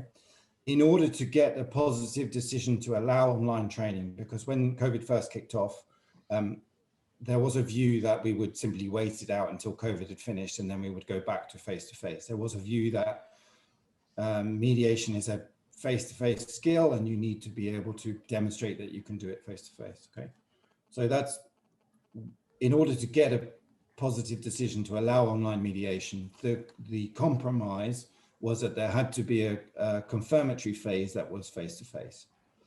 And that's where we are. Now, I understand from your perspective that it's frustrating.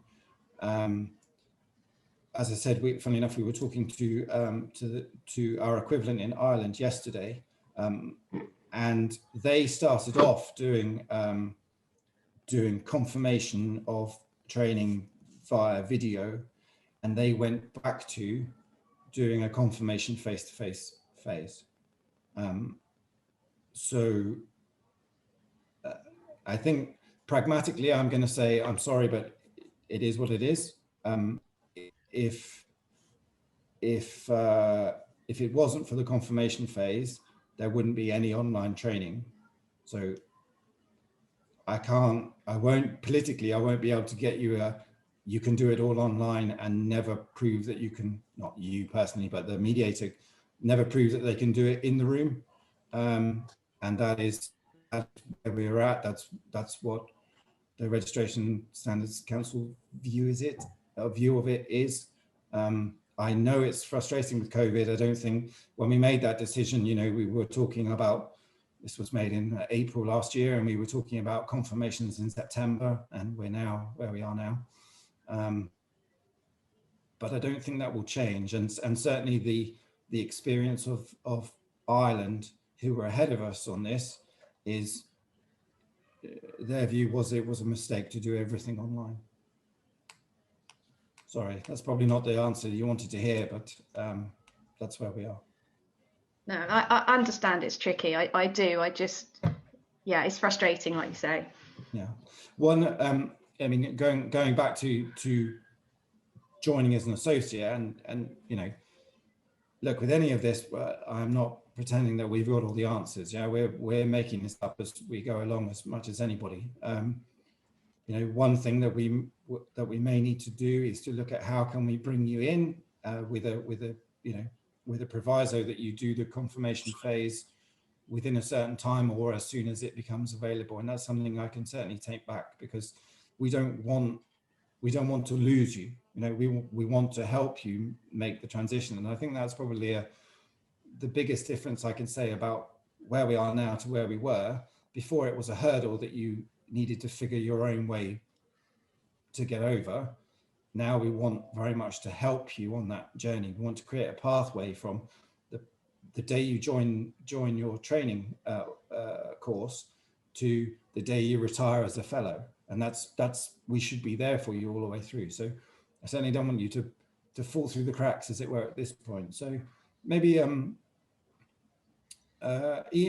email me and I'll talk to Registration Standards and see if there's a way that we can maybe jig the associate member to ensure that we don't lose yourself and other mediators like you.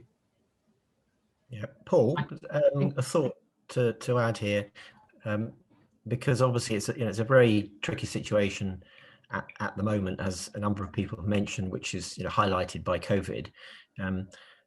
We wondering whether we could consider just an online registration status that I suppose is a little bit analogous to driving just an automatic car and not a geared car, perhaps.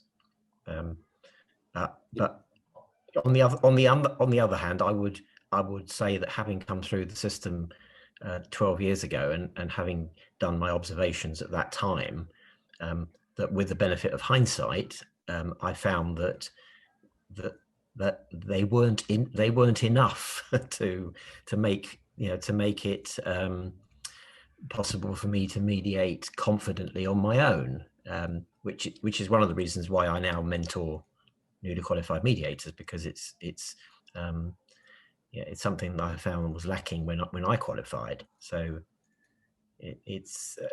I'm sure everyone appreciates it's not straightforward, because everyone wants to qualify as soon as possible, but then it's also important to keep standards up and for everybody to appreciate that it's not a very simple and straightforward exercise to suddenly become a mediator.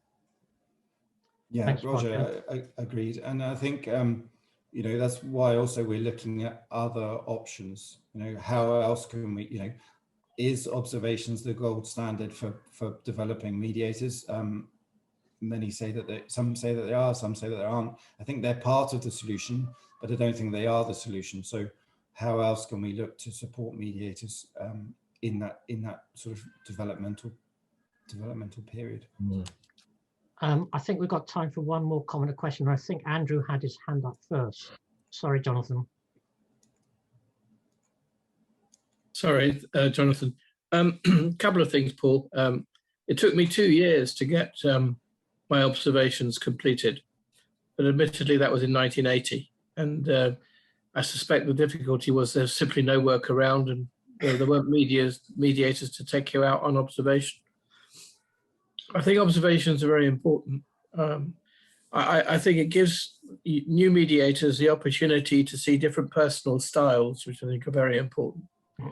I think that if the public thought that we were allowing people loose into practice after just 40 hours training with a couple of role plays and an assessment, I don't think they would be very comfortable with that idea. There aren't many professions or organizations that regard themselves as professions that would permit people to take up the work of the public with just 40 hours training. So I think observations are important.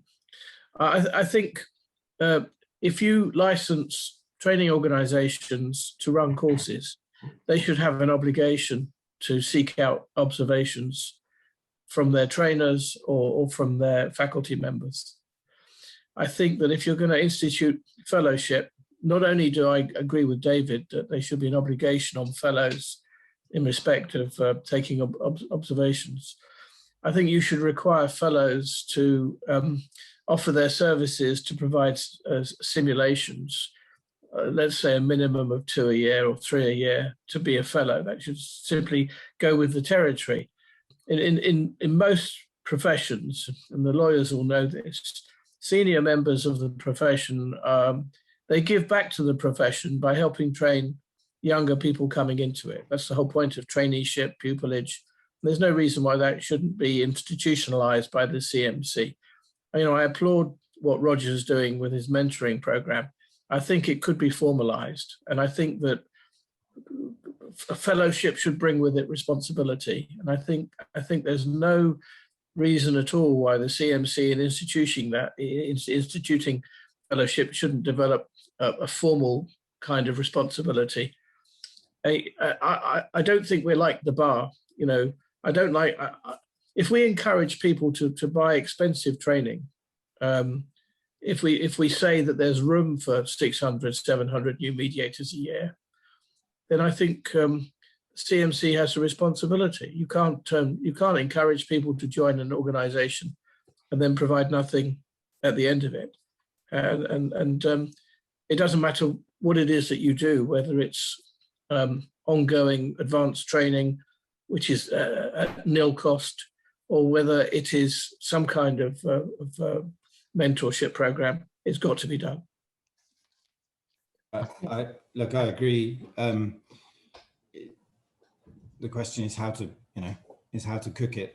What I want to sort of reassure everybody is that we're looking at it and trying to figure out a solution, the most pragmatic solution that we can. I mean, there are other options out there as well in terms of paid observerships, which I understand where you're coming from in terms of an expectation on senior members to give back to the sector. Yeah, I get it completely. the reality is, will that be sufficient to deal with the numbers that are coming through training? And if the answer to that is not, then perhaps we need to put observerships on a more commercial footing. I don't know.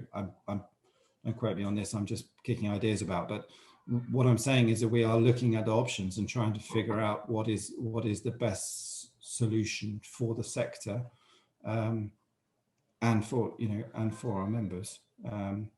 I think sometimes people get very frustrated.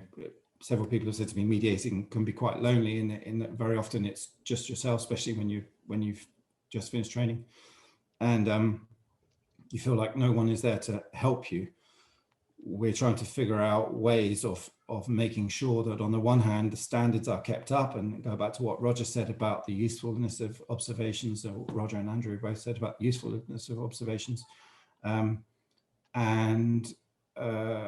So, seeing practice, essentially seeing what happens in the real world is good, both positive and negative, I'm sure, but we just need to figure out how we can make that sustainable, and how we can make it work much better than it does at the minute, because at the minute it doesn't work. I'm not pretending it does. It doesn't work. Yes, some people get through the system, but a lot of people don't, and then they get discouraged, and they go off and do other stuff. So we need to find a better way of supporting people whilst at the same time maintaining standards. And as Andrew said, it's also about public confidence.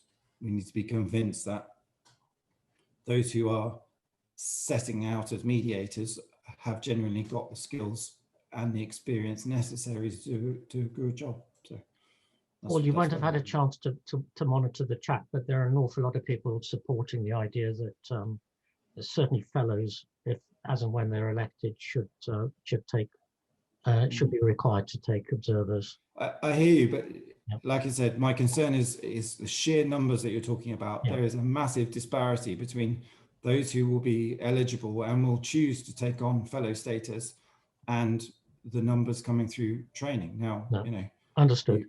If you want to fix that, then the only way to fix it is to reduce the numbers coming through training, and no one's advocating doing that. So we need to find a better solution. I'm not saying what the solution is at the minute, because I don't know.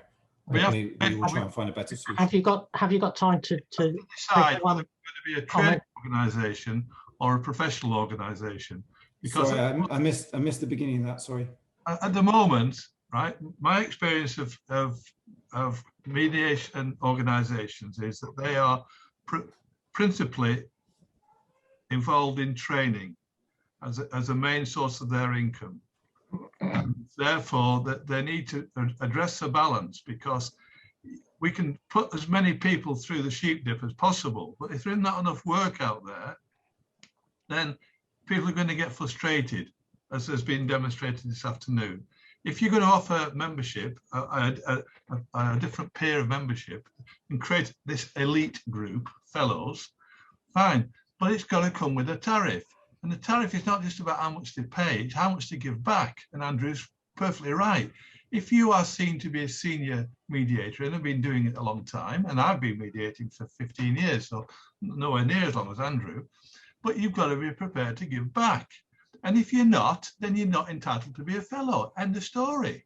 You're dancing around things. You're not taking things on. Listen to what you're being told. Okay, so I don't want to get into a debate about it. Got the message from both sides on that. The one thing, if I may, and observations are one thing, and Paul probably remembers my hobby horse, which is that it's not just about standards, which is important, and it's certainly observations is a huge problem, because we're training too many bloody mediators, but not doing enough to increase the size of the market. Nobody's talked about this. My hobby horse, I'm a marketing person, is that and you talked about doing this research with the MOJ and so forth. I do a lot of mentoring of chief execs and so forth, highly intelligent people who have a problem, and they don't even know what mediation is when I've mentioned to them this thing. But Paul Randolph, bless him, bless him, of many of you will know him, used to say, what a brilliant product, but not enough people know about it. So when, oh, when will the CMC be investing with others in marketing, creating a bigger cake that means that people who are being trained, and there is a complete and utter disconnect between the number, as John said, of people being trained as mediators and the amount of business out there. And then you have to unblock the logjam of observations and so forth. But for goodness sake, we need to tell people about this great product and increase the market size. Yeah, I agree. And for that reason, we employed CharityPod last year to take over our social media. But it's bigger than that. Just let me finish. Sorry. But I would take you right back to what I said at the beginning about the dichotomy that CMC sits in terms of being a charitable organization and essentially, as a sideline, a professional members association. So under our charitable articles, it is not CMC's job to create work, okay? It is within our articles, it's our job to ensure standards, to promote mediation to the public, but it is not our job to create work. Now, I don't want to get into a discussion about it, but it is a difficult line for us to tread. Yes, we promote mediation at every opportunity, but we are hamstrung, one, by our charitable articles, and two, by resources. Now, that's another thing that I take you back to at the beginning. There is not an unlimited supply of resources, and certainly where we were 3 years ago when I took it on, we were losing money, hand over fist. So we have had to make some changes in order to make sure that the organization is sustainable.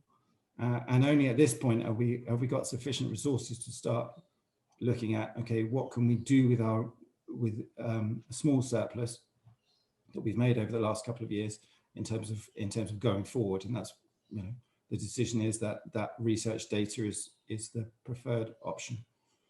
Yes, we could throw it all on marketing. Yes, we could, but you'll be well aware that a £10,000 marketing budget won't go very far. So the strategy is focused on government and automatic referral.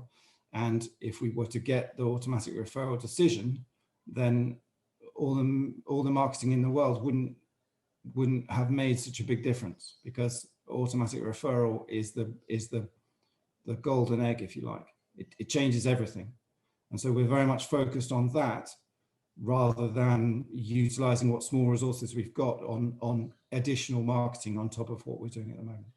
So Dave, I do hear everything that you say, but just to clarify, Jonathan, I'm I not think we should. about, Jonathan, I'm talking about just creating awareness, not marketing. Maybe I shouldn't have used the M word. Dave. Jonathan, can I interrupt? Yeah, sorry. I think we should let Paul off the hook. Now he's Dave, can I just say something? Yeah. This has been fascinating, and thank you both to both speakers. But one of the reasons we set up the Mediators New Breakfast Club was that certainly I personally was fed up with the number of people charging money for courses to be trained as a mediator. But nobody was really thinking about actually how on earth, as a newly qualified mediator, do you develop a practice, nor indeed how we develop the market. And so I think probably a lot of that has to be down to the mediators themselves. And it's very interesting hearing what the CMC's role is, and it's come on in leaps and bounds in my view, but there's still a great deal to be done. And I'm afraid that us, the individual mediators, or indeed the mediation providers, can't escape the responsibility for seeking to develop the market generally, and also assisting others in developing their practices. Thanks, Michael. I think if anybody's really interested, they should stand for the board of the CMC, the elections. So I'd like to thank Paul for the grilling stroke beating he's just taken.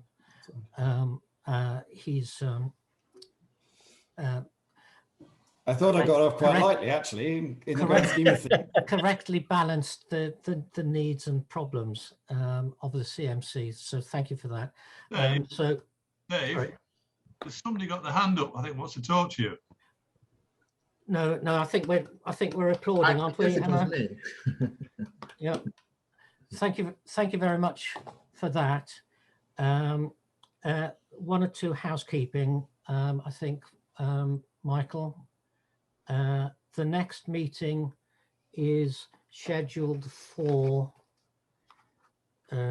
Wednesday, the 12th of May. Yeah, that's right, Dave. When Lewis Johnson from the CIARB is going to be our speaker. We'll be going back to the normal single speaker then. For those of you who don't already realize, the schedule is the second or third Wednesday of alternate months if you want to make notes in your diaries in advance. And if you've not caught everything today, as was said earlier on, it's been recorded. So when that's available, I'll let people know so you can catch up with anything that you've missed so far today. Anything else, Michael? No, I don't think so. Thanks for everybody attending. And thanks for the staying power of 89 participants. I think the maximum I saw was 133. Yes, so somebody did really say. Good. Somebody did say, well, we're going to have a break to put on a cup of tea for 5 minutes. We might and I said no. So apologies for that. Maybe we should have a break in future, but never mind. So thank you, everybody. Hopefully see you at the next one. If anybody was a first timer and didn't get to introduce themselves, if they can introduce themselves as a first timer next time. Thanks, Thank you, Dave. Bye. Bye. Bye, everyone.